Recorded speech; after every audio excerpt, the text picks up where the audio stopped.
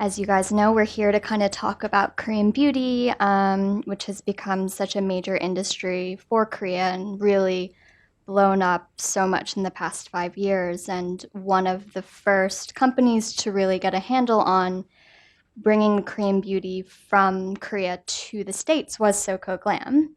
And so I guess could you guys kind of start by just telling us a story of how Soko Glam got started? Yeah, so hi, thank you everyone for joining us today, and thank you Korea Society for allowing us to come today. I'd love to share the story about Soko Glam. So back in 2012, that's when Soko Glam was founded, and my husband and I started the company together. But before then, I had been born and raised in California, and I had no idea about Korean beauty at the time, even though both of my parents are from Korea. I had an opportunity to go to Korea and work at Samsung, and I fell in love with the Korean beauty culture.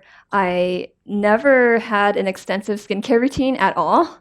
And it was really fascinating to me because it was so accessible. The packaging was just really intriguing and different from what I've experienced in the US. And I felt like the whole experience was enjoyable. So skincare growing up was something that was definitely on the back burner, and I didn't really consider it an important part of my beauty routine. I was more into makeup, but Korea totally changed that for me. So um, when I met my husband, we actually met on a blind date. We 소개팅. Yeah. sogetin, if you guys know, that's the Korean word for blind date, and we would go. We started dating, and we eventually got married. But when we'd go home back to California for the holidays, our friends would always ask us for products, but they wouldn't even know what to ask for. They didn't know the brands or the products, and they didn't know what was popular. So, of course, I had my favorite products and my favorite brands. So we would basically stuff our suitcases with all these different products, and would bring it out for Christmas and like pass it out as gifts. And so that really sparked the idea for us. And really, we talk about this all the time about how this was really a passion project for us. We thought it was just a way to be creative, and also we were really passionate about really bridging Korea and the U.S. because Dave got into Columbia Business School, and we knew our time in Korea was up. So it was really time to let go of Korea in a way, and we knew that because we didn't have that much extended family in Korea, there was one way to, stay connected to Korea, and that's why we decided to start Soko Glam. So that was really the catalyst, and that's how we got started. And Soko Glam, for those of you who don't know, it stands for South Korean Glam. And at the time when we brought Soko Glam to life, we moved to New York, and before even then, when we started the company from Korea, no one really knew about Korean beauty in the U.S. In Asia, it was very popular, China and parts of Southeast Asia. But anyone I talked to in New York, they weren't really they've never heard of Korean beauty. They've never heard of the brand. So it was a very different time back in 2012, 2013.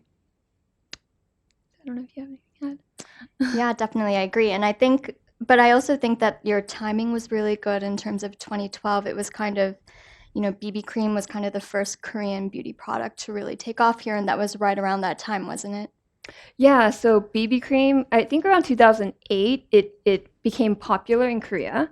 It wasn't invented in Korea, but it definitely became popularized in Seoul. And then after that, quickly after that, it was the sheet masks, and then the reinvention of BB cream, which was a cushion compact. So people basically were blown away by all these repeated innovations coming from Korea. And now, as you can see, in 2016, end of 2016, people are really looking to Korea for all the innovations, and that's all the top beauty companies from all basically all the Western companies are looking to Korea, and a lot of their products are actually made in Korea now. So it has definitely changed a lot. So, kind of taking a step back real quick. So, in your experience, in your opinion, how would you kind of describe Korean beauty and the industry? Like, what are some of its guiding principles and what sets it Mhm. apart from the US and Europe?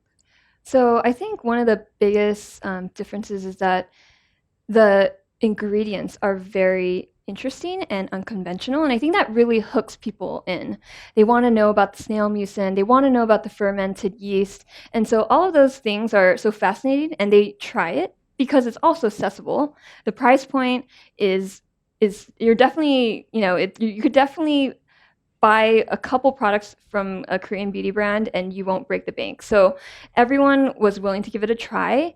And what's interesting about that is that I feel like if it was just that, it was just unconventional ingredient, then it would have just been a trend and that's it.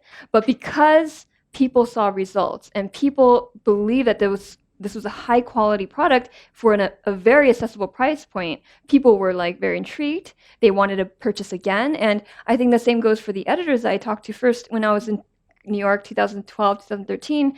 I gave them a bunch of products and they were intrigued by the packaging, they were intrigued by the ingredients, but they would email me later and be like, this stuff works and this stuff is amazing. I can't believe it's only $20 or $30. So I think that really made K-beauty not just a trend or a gimmick, but something that has been long lasting and obviously now has even grown bigger than we ever imagined in the US.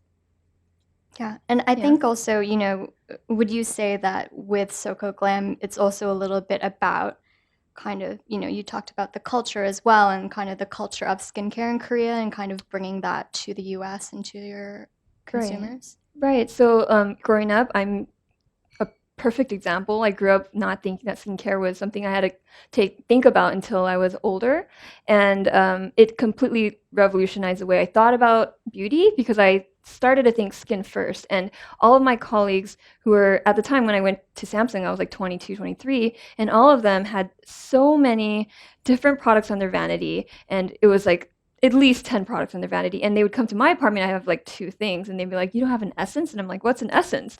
And then they would kind of laugh at me. And, it was a lot of education around it. And that's why I truly believe with Soko Glam, when we started, we knew education was a huge component in order to get people familiar with the techniques and the routine. So that was really big for us. But yeah, for me, it was a journey. I wasn't really used to it in the beginning, but quickly after like a couple months and I saw results, I was very motivated to keep the routine going. And I just felt like it was very enjoyable. And I had a very skin first philosophy. I write about this in my book, The Little Book of Skincare, but I remember being in an elevator in Seoul, and this woman was in the elevator with me, and then a man stepped in, and obviously he was like her neighbor, he recognized her, and he told her like, your skin looks amazing. And she was like giggling, and she was like older woman. And so I thought that it was so interesting that this culture is so revolved around skin, and this older gentleman would compliment her on her skin. That was so fascinating to me because, I mean, who would do that in the U.S.? Like, guys don't even notice if you have lipstick on. That's a generalization here, but like, I felt like that was so interesting and unique to me that I knew that there's something very different about the beauty culture here in Korea. And so I believe that with the right education in the U.S., I believe that people could get super interested in it and really be motivated to start their routine too. Yeah, definitely. And you've definitely seen that Yeah. happening with, sheet masks. Like Right. a few years ago, no one would have used them, and now Mhm. they're everywhere and that kind of thing. Right. Just a caveat onto that, I would say um, education's always been like a really important piece for Soko Glam. A lot of credit to Charlotte. She writes a lot about it in her book. I mean, our start was really, like she said, like a passion project, really grassroots. She was really just passionate about this journey that she was on, and she wanted to share that story. So Soko Glam was in a way an outlet for that. It really wasn't at that time to be seen as like, oh, this is a really great business. I think nowadays, I mean, there's a lot of other people entering the market, and they see it as a good business because they're like, oh, this is actually a trend, and this is something that where we can sell product. But that really wasn't the genesis of what Soko Glam was. If you read Charlotte's book, I mean, you can just it just pours out. But going along that education piece, so I have a good story because one of my classmates, so here in New York, when I went to grad school, she found out about Soko Glam. So she approached me like in the hallway and asked me, "Hey, like I love to support your company. What should I buy?" And usually the first question I always ask, because I get this question a lot now actually, but is what do you currently do? And she's like, "Well, in the morning I wash my face, and that's about it." And I'm like, "Okay, we have a lot to talk about." But I was like, "Why don't you wash your face at night?" I asked that question, and she said, "Well, it's because I don't wear makeup." And so her thoughts were, if she didn't wear makeup, she didn't have to, wash her face. So obviously a really clear like gap in terms of education. And she's not alone, actually. There's a lot of customers, and we get a lot of testimonials of customers emailing us and saying their life has changed, and we're like, reading on, and it's about the double cleanse. And like, just like my friend that approached me, the first thing I said is like, you don't have to do 10 steps. Let's start with just a double cleanse and try that out. And I was like, do it morning and night. And like a week or two later, she comes back to me. She's like, "Oh my gosh, like I'm so ecstatic. Like I haven't had this clear of a face, like pigmentation, no more acne." Um, and she was also, "I'm really sad as well because for 30 years I've had a dirty face." But like those are the kind of stories we hear a lot, and I think education is just so important. Definitely. So obviously, the market in Korea itself is so huge. There's like hundreds and hundreds of new products that come out every day, every month. So for you as kind of the curator, how do you go through all those different products and figure out which ones will work best in the US? Yeah, so that's a big feat actually because there's over 8,000, around 8,000, 9,000 brands in Korea alone and growing. And it's really hard to sift through because there's just so much volume. And I really enjoy it though. Every product that is on Soko Glam, I touch and I use and I test. And also because I only have one skin type, people at Soko Glam, they also test the products because they have oily skin or they have certain concerns, and we want to make sure that it really is effective. So Soko Glam is a very highly curated site, but we also really strive to make sure that it's the experience of shopping in Seoul. So if you go to Myeongdong, which is like the beauty mecca of Korea, you see brands left and right everywhere. And we want people to feel like they are shopping in Korea, shopping the products that are truly loved by Korean women. And so that's definitely one of the philosophies we have. And also as an esthetician, I pour through the ingredients. I make sure that there's certain ingredients that I know are effective and they have to have a high percentage of it. And I'm really mindful because I really want to make sure that when people try stuff at Soko Glam, they really see results. And there's no fillers and there's not like excess of water in which is actually a lot of the case for cosmetics. And so we just really strive to make sure it's a very enjoyable experience. And then on top of that, because I go to Korea so frequently, which is like 4 times a year, at least 3 to 4 weeks each time, I have access to R&D specialists, and they let me go behind the scenes at the factories, and I get to see the process, which was not always the case when we first started Soko Glam. We were just pouring through the shops at Myeongdong, but now that they see that we're bringing value and we're telling their stories in such a great way, they are giving us access to the artists and the basically the masterminds behind all these products. And I think it's really great, and it's such an honor. So how many products would you say that you are testing, in a given time span, and how many end up making the cut? Oh my gosh, My I don't gosh, think that's we've so ever many. calculated that. Yeah. But What I do know is that our customers, so we usually try to gauge our customers because Charlotte will tell you this too, but her time is like insanely valuable. Like it's really hard to get her to sometimes like just, curate and like just do that. But like some people would say, why is she still curating? Like why is she still testing every product? Like you guys have tons of products, you're getting tons of volume coming in to get tested, but that's just the core of Soko Glam. Like I think like what we don't want to do is like sell a gimmicky product or a product that's like is like and always like and say like, oh, this is the hottest trend or the biggest thing from Korea when it isn't. I think for us, like we don't like to like market, like of course we're a business, we need to market products, but in terms of the product selection, like we're just trying to stay really true to products that produce results and all those great things that Charlotte said.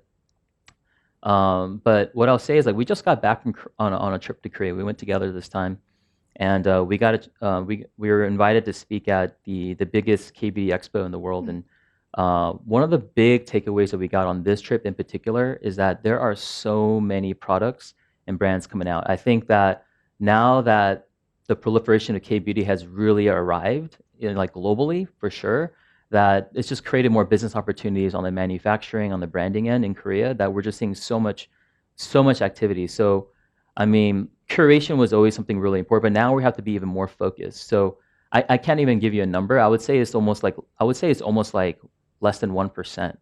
I think that we have to say no way more times than we say yes.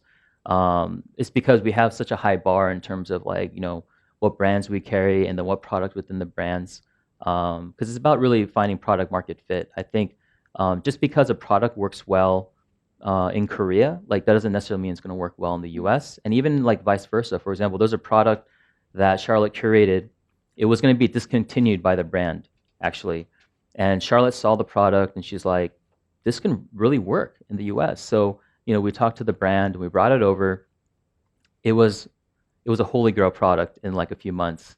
This is the Soom 37 Miracle Rose cleansing stick. Mm. I mean, everybody was writing about it. I mean, we couldn't keep it in stock. We literally couldn't keep it in stock, and like customers being almost angry about it. They're like, it was just in stock this morning, and now it's out of stock in the afternoon. But that's it gives you a little insight in how serious we take our curation. Yeah. So kind of, when you're looking at those products from Korea to bring here, what are the qualities you're looking for? Like what about Korean products do the American customers love? So I think I briefly touched upon this.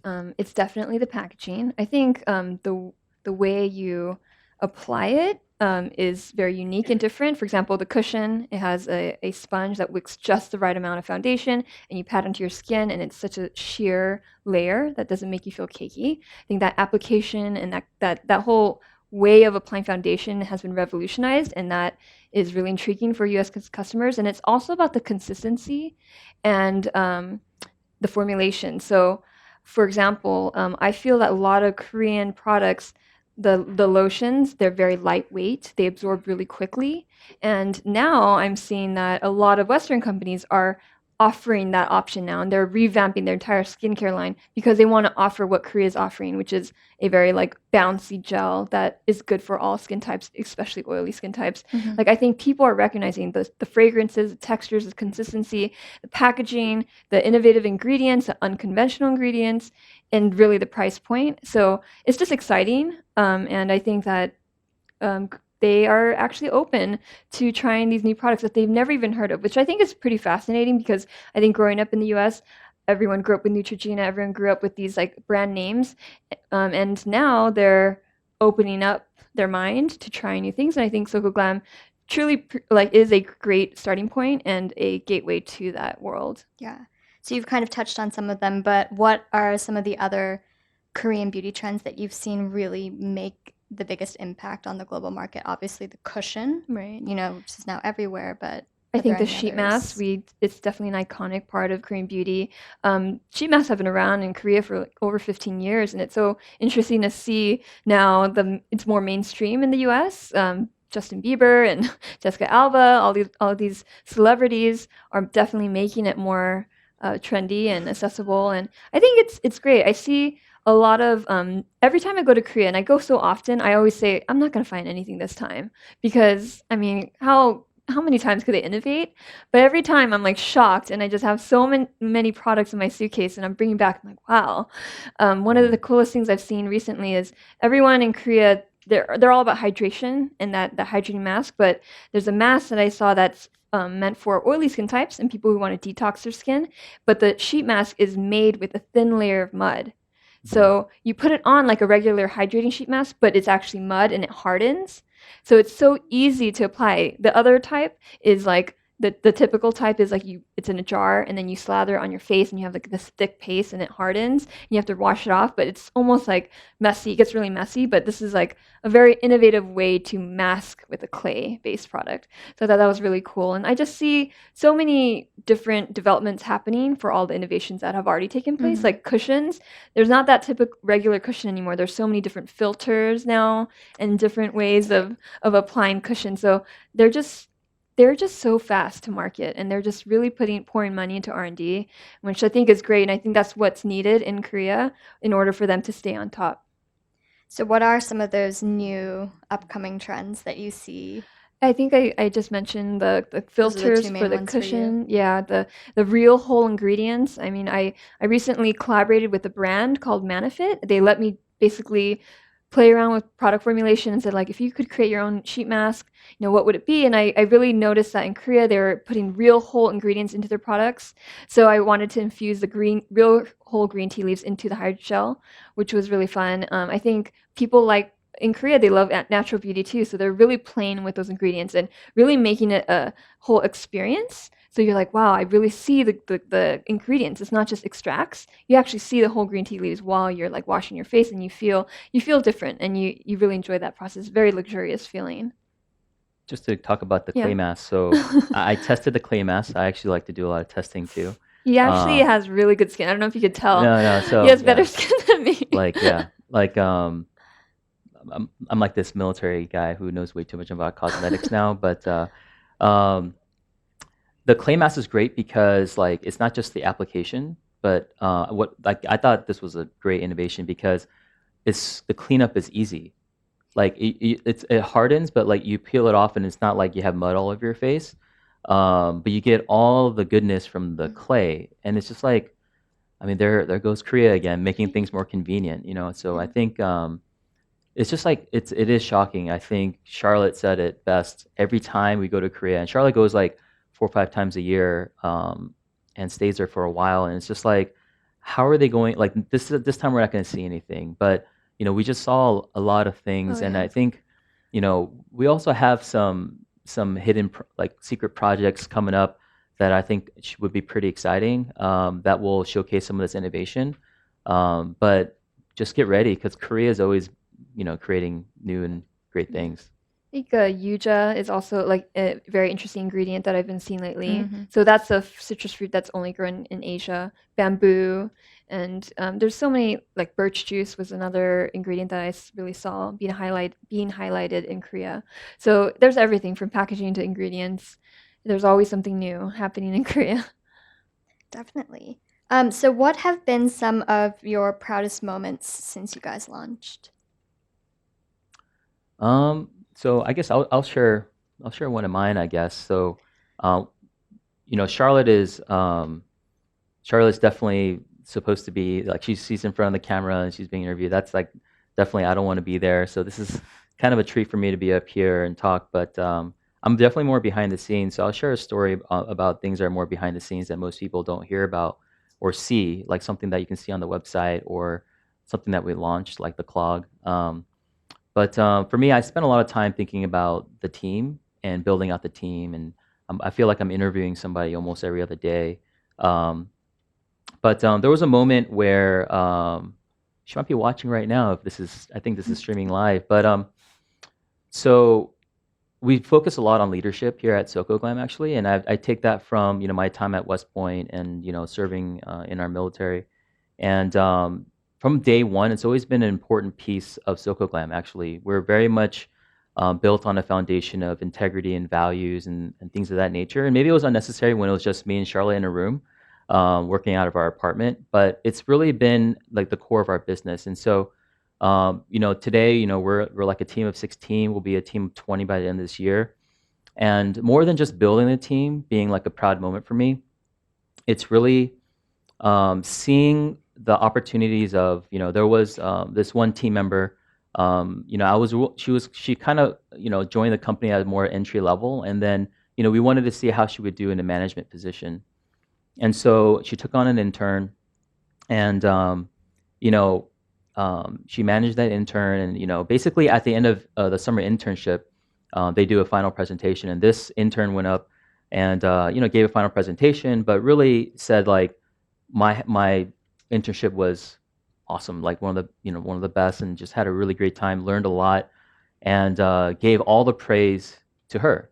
And said like it wouldn't have been what it was without her, and it just that was a cool moment in the sense where like in a way that does validate like oh, she does a good job managing and making sure that somebody gets value out of an experience.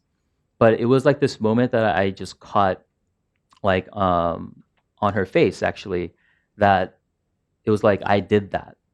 It's like something that I may have never really done before, but I did that. I made an impact not just on the company but in a person, and I thought that was really special. For me, I guess it would be the fact that I feel like my parents, who I mentioned, they're both Korean, they immigrated to the US 35 years ago, and really feeling like I'm contributing to the growth of Korea or the branding of Korea. I truly believe that if Korean beauty succeeds in the US, it will succeed globally. I really feel privileged and honored to have the best of both worlds, being able to have that F2 visa and go explore Korea, and then having the US and all the opportunities here. And I think that my parents made a big sacrifice being immigrating to the US at such a young age, not speaking the language. You know, my parents own a liquor store, and my dad and my mom had to leave college to immigrate. My dad had a really good job, but he had to immigrate. And so I feel like there's a lot of sacrifices that have been made. And I feel like what makes me really proud about Soko Glam and what I'm doing every day is feeling like I'm bringing impact to Korea. I really, really want Korea to succeed. I think one of the things that really hit home for me was when my VP of Samsung, we used to work together for 5 years at Samsung, and he told me that, you know, Korea is a peninsula with very little natural resources, and because I asked him, like, oh, you know, why do Korean people work so hard? This is like the 22-year-old me wondering why everyone's staying at Samsung till like 11 p.m. And he said that, you know, we have to work hard because in Korea, there's no natural resources. We can't rely on oil or gas or coal or anything like that. And so we got to work hard. We got to make something, and we got to sell it to the rest of the world. And we got to, you know, so I think that we've seen that. We've seen cars. They make the biggest boats. They TVs and phones and all that, but I truly think it's something special to see Korea growing so fast and being able to make really competitive products and being very innovative. And so a lot of people, like Dave and I, always talk about how Korea is kind of known to be sometimes as a copycat, like Apple versus Samsung. And I just think that it's so not true. I think that Korea, if you go there and you get to experience it all, they're so innovative and they're so creative, and they really do have their own way of doing things. And so being able to show that to the US, that's just been so rewarding. Great answer. So you guys must get asked a lot if you have any plans to develop your own brand. Are there any products or collaborations or anything that you have in the works that you can tell us about? So we are creating our own private label, and it's launching today on our website. I'm kidding. So we do get asked this question a lot. And I think for Soko Glam, it's what's always been important for us. We've been at this for 4 years, and we still feel like we're only like 1% done. You know, I take this kind of quote from you know, when I was an intern at Facebook. Great company. I learned a lot there, and I think that that's truly how we feel. We've been at it for 4 years, but I think there's just so much more for us to do. And you know, we get asked the brick and mortar question a lot. Customers and other folks in the industry want us to do that. Private label is definitely one of those, and there's like a handful of other things that they all want us to do. What's important for us though is to stay focused, because I think, like, yes, we could do it. You know, I know we're capable of doing it, but we always want to make sure it's the right time. And so on the topic of private label, I think building a brand, like a private label, like building your own product is like super cool. I think that should be something that should be like, that's like an honor to do. And so for us, like, we're not going to act like we're professional like product developers. Like I'll admit, like, I've never developed a skincare product before. In Charlotte, I mean, up until, you know, like a year ago, she hasn't. But you know, I think like you said, like collaborating, and you know, like we built a relationship with a sheet mask brand, one of the biggest sheet mask manufacturers really in the world. They just asked Charlotte, if you wanted to create your own dream sheet mask, what would you create? And so that was a really great chance for us to learn. And I think that, you know, one day is probably something that we'll want to do, but it's all about timing. So there's really, I'll tell you right now, there's nothing like where we're going to launch something like next month, nothing like that. We want to make sure we do it right when we do it, right? I think it's about not just like pumping out a product because it's trendy. Like, we want to do it because, you know, all the way down to the the efficacy of the product, like everything. Like that's how we approach things, and I think it's important to stay focused. Definitely. Yeah. So last question. How do you see Korean beauty as a whole moving forward in the future, and how do you see Soko Glam moving forward as well? Talk about the Korean beauty part. Okay, yeah. So I think one of the things that we focused on this year is really building that content and education around it. I think that there's so much more to be said. There's so much education that needs to be done. So that's why we launched the Klog.co in June, and it's really about providing that content and also not just sharing about techniques and skincare and about our favorite products and brands, but it really is about showcasing the lifestyle behind Korean beauty. And Korean beauty, I really believe it is the lifestyle.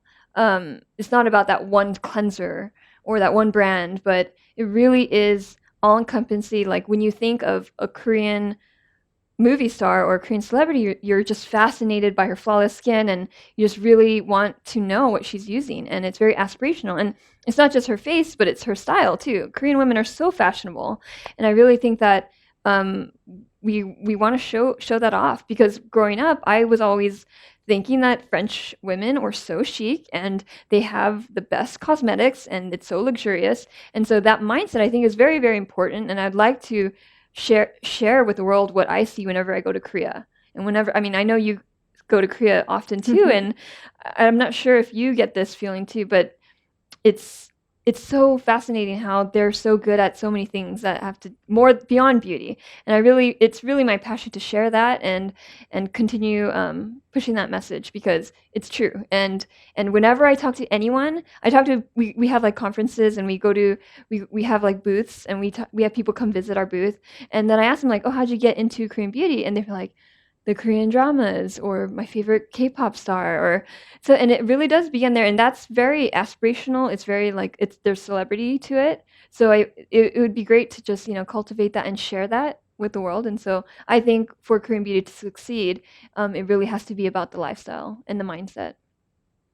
Yeah, I think for Soko Glam, the future of Soko Glam is, we feel pretty exciting. I think our team will continue to grow, and I gotta say, like, we're two people up here talking and and getting a lot of attention, but there's a lot of people that aren't here. All the people, the team, like they're the ones making everything run and everything look beautiful and everything sound good and connecting with our customers and making sure packages show up on time. And we wouldn't be here without them. So I think I definitely have to thank them.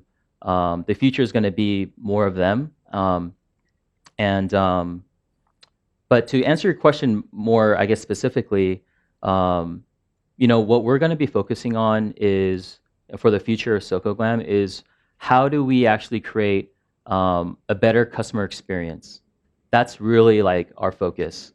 And so, like, one way that we're trying to do that right now, and what we've kind of rolled out of beta, is really a concept that we started from Charlotte's idea, which is one-on-one skin consultations. We found that a lot of customers, I mean, they don't even know what skin type they are, right? And I didn't know what skin type I was until Charlotte was, going through her esthetician school, and I came in as like a guinea pig, and she like tested everything on my face, and after that, like, it was kind of eye-opening, just like literally just like 15 minutes just to get an assessment, and we found that there were a lot of customers who found value in that, so we're rolling it out. So, anybody can go to the site at the footer and sign up for a one-on-one skin consultation.